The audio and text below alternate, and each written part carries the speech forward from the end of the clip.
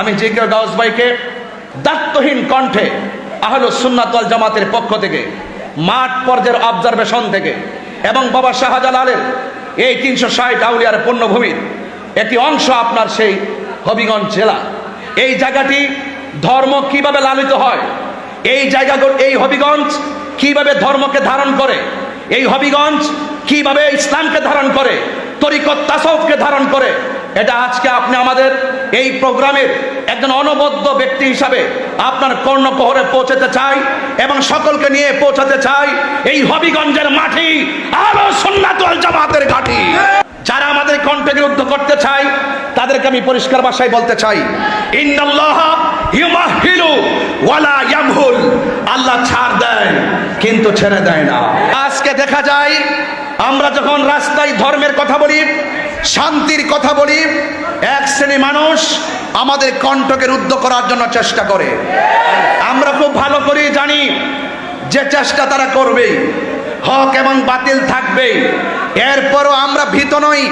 আমি শুধু পরিষ্কার ভাষায় বলতে চাই, আহলুস সুন্নাত ওয়াল জামাতের এই হবিগঞ্জের আহলুস সুন্নাত ওয়াল জামাত আমরা যেইভাবে ধারণ করি এবং আহলুস সুন্নাত ওয়াল জামাত যে একমাত্র শান্তিপ্রিয় দল, স্বাধীনতার পর থেকে এই 53 বছর হওয়ার পর আজকে আমরা বাংলাদেশে আমরা দায়িত্বহীনভাবে প্রমাণ করতে সক্ষম হয়েছি এই বাংলাদেশে একমাত্র শান্তিপ্রিয় দল আহলুস সুন্নাত ওয়াল জামাত।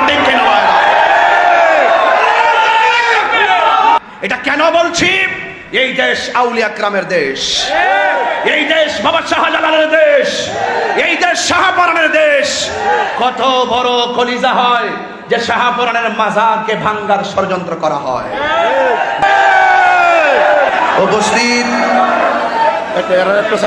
আঞ্জুমানে সালিকিন বাংলাদেশ হবিগঞ্জ জেলা শাখার উদ্যোগে বর্ণাঢ্য অনুষ্ঠানের আজ আজিমুশান জশ্নে জুলুস পবিত্র ঈদে মিলাদুন্নবী সাল্লাল্লাহু আলাইহি সাল্লাম শীর্ষক সেমিনার হবিগঞ্জ জেলা পরিষদ অডিটোরিয়াম হলরুমে আয়োজিত হাজার হাজার আশিকিন জাকিরিন বৃন্দ। আজ এই